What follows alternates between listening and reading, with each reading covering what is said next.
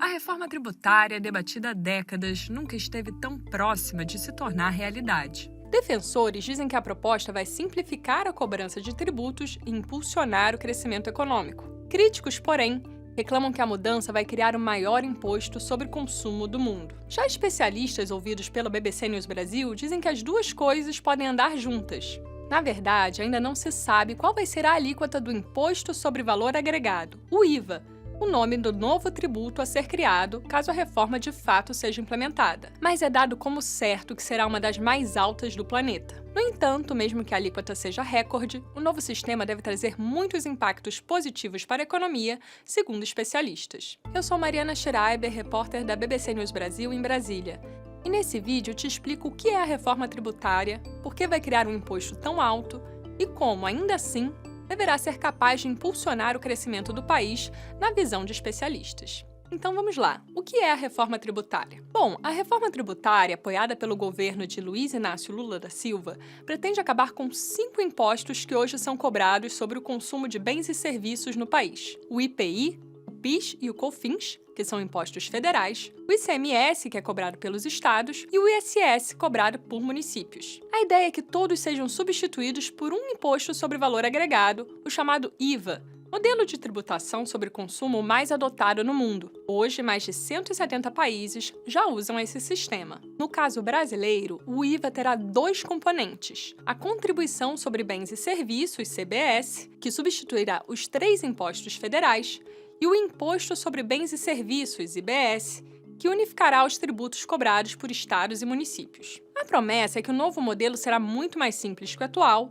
reduzindo gastos de empresas com burocracia e também diminuindo as disputas judiciais entre governo e contribuintes. O Congresso ainda terá que aprovar em 2024 a regulamentação da reforma, com detalhes sobre como o novo sistema vai funcionar de fato. Depois disso, a ideia é que o IVA seja implementado gradualmente no país, substituindo aos poucos os atuais impostos a partir de 2026. A previsão é que o novo tributo só estará plenamente em funcionamento em 2033.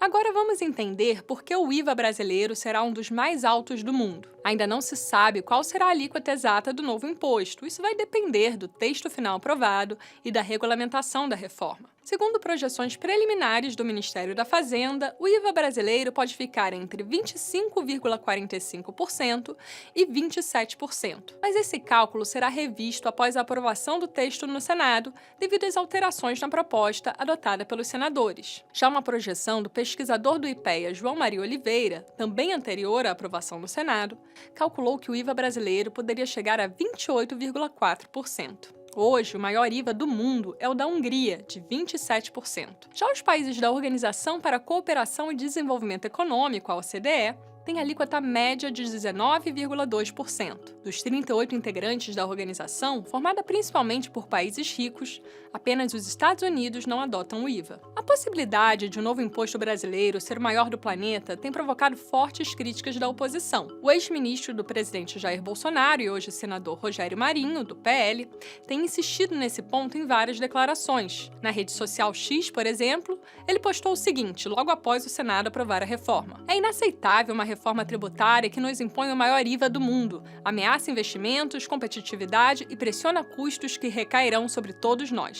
Mas por que a alíquota brasileira será tão alta? Defensores da proposta dizem que o objetivo da reforma tributária não é reduzir a arrecadação de impostos no Brasil. A ideia é que municípios, estados e União continuem recolhendo a mesma quantia com o IBS e o CBS que recolhem hoje com os 5 impostos que deixarão de existir. O objetivo de manter a mesma arrecadação é não desfalcar o caixa dos governos, já que esse dinheiro é usado para bancar serviços públicos, como escolas, hospitais e o funcionamento das polícias. Ou seja, a alíquota do novo imposto será equivalente ao que já se arrecada hoje, me explicou a consultora internacional, especialista em IVA, Melina Rocha. A explicação é que a reforma vai ser neutra em termos de não diminuir a arrecadação e não aumentar a carga tributária. Então, sendo neutra, isso quer dizer que os novos tributos eles têm que arrecadar exatamente a mesma coisa que arrecadam hoje com os atuais tributos, né? Tanto na esfera federal quanto na esfera estadual e municipal. Então, quando a gente troca um tributo pelo outro e a arrecadação tem que ser a mesma, a gente tem o IBS e a CBS vão ser calibrados de forma a manter a carga tributária atual. Então, a gente já tem esse maior IVA do mundo, né? Isso quer dizer que o Brasil tem impostos mais altos que em outros países? Depende do tipo de imposto, ressalta Melina Rocha. No caso da tributação do consumo, de fato o Brasil tem impostos mais elevados do que a média mundial. É por isso que o IVA brasileiro caminha para ser um dos mais altos do mundo.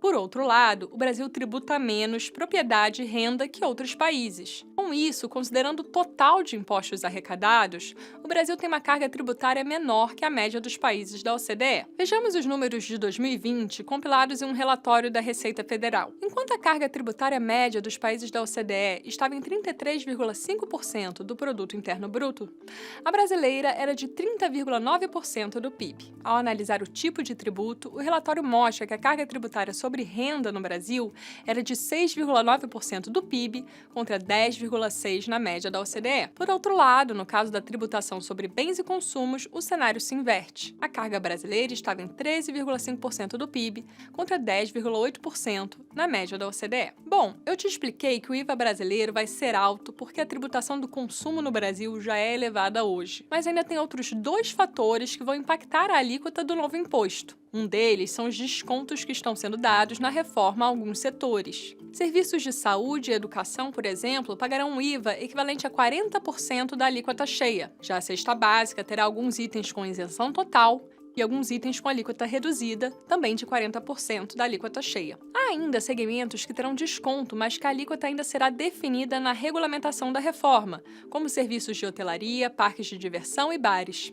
No total, foram incluídas 42 previsões de descontos no novo tributo, na reforma tributária aprovada no Senado e na Câmara até o momento. O número é considerado alto por especialistas e pelo próprio governo, mas há uma avaliação de que não seria possível aprovar a reforma no Congresso sem atender à pressão de setores econômicos por esses descontos. O problema disso é que, para que alguns produtos e serviços tenham um imposto menor, a alíquota padrão capaz de garantir a mesma carga tributária de hoje precisa ser maior. Por outro lado, tem um fator que pode baixar um pouco a alíquota final do IVA, explicou Bernard Api, o secretário extraordinário da Reforma Tributária do Ministério da Fazenda. Ele me disse que a forma como o IVA é cobrado deve reduzir a sonegação da tributação sobre o consumo. Se isso de fato ocorrer, a alíquota do novo imposto poderá ser menor. Muito provavelmente a alíquota média ponderada depois da reforma vai ser menor que a atual. Por quê? Porque na verdade, a reforma ela fecha espaço para sonegação, inadimplência e elisão fiscal, e isso tudo tem um efeito positivo de reduzir a alíquota quando o objetivo é manter a carga tributária. Então, assim, a alíquota padrão mais alta do mundo é a que nós temos hoje. A que vai sair da reforma ainda vai depender da regulamentação e vai depender, de fato, qual vai ser o grau de redução de sonegação e inadimplência. A gente está confiante que vai ser relevante, mas não consigo quantificar com precisão. E pode ser até que a gente tenha uma boa surpresa nesse processo, que a gente descubra que ela é menor do que a gente estava estimando com base nas hipóteses que nós estamos adotando hoje. A reforma prevê que em 2026 haverá uma fase de testes do novo IVA, com uma alíquota simbólica, justamente para saber como o imposto vai funcionar na prática em termos de arrecadação e de queda da sonegação. Com isso, será possível definir qual a alíquota do novo imposto. Agora, vamos entender como a reforma dos impostos sobre consumo pode alavancar o crescimento econômico. Em um artigo recente sobre a reforma tributária, o economista Manuel Pires, da FGV, ressalta que estudos já comprovaram um bom desempenho do IVA em outros países. No caso de Canadá e China, por exemplo, a adoção desse tipo de tributação sobre consumo provocou aumento de investimentos, vendas, geração de emprego e ganhos de produtividade. Segundo Pires, esses efeitos positivos têm relação com a simplicidade do sistema e com o fato do IVA gerar créditos tributários ao longo da cadeia de produção, evitando o acúmulo de taxação. Ou seja, quando uma empresa compra um insumo de outra, o IVA incide sobre essa operação, mas depois essa empresa pode descontar o que pagou de tributo na compra do insumo do IVA que será pago na venda do seu produto. Esses descontos são o que se chama de créditos tributários. O sistema brasileiro hoje também tem geração desses créditos em algumas operações, mas a complexidade do sistema gera distorções e disputas jurídicas. Além disso, também aumenta os custos das empresas com burocracia. Segundo um especialista, esse conjunto encarece o investimento no país e torna nossas exportações menos competitivas. Mudar essa realidade com o IVA deve alavancar o crescimento, segundo estimativas preliminares de diferentes economistas. Uma projeção feita em 2020 por Braulio Borges, também pesquisador da FGV, estimou que a adoção do IVA poderia elevar o PIB potencial brasileiro em 20% em 15 anos. Já simulações de Edson Domingues e Débora Freire, professores da UFMG, projetaram um ganho um pouco menor, de 12% no mesmo período. Estudos mostram ainda que a reforma tributária deve aumentar o poder de consumo da população, em especial dos mais pobres. Isso porque a proposta em tramitação no Congresso prevê a criação de um sistema de devolução de impostos para os brasileiros de menor renda, algo que já é adotado em outros países que usam o IVA, como Uruguai, Colômbia e Canadá. Melina Rocha ressalta, porém, que os ganhos esperados com a implementação da reforma tributária levarão tempo, já que o novo sistema só estaria totalmente implementado em 2033. Espero que esse vídeo tenha ajudado você a entender melhor a polêmica do maior IVA do mundo. Continue acompanhando nossa cobertura no nosso site bbcbrasil.com e nas redes sociais. Obrigada pela audiência e até a próxima!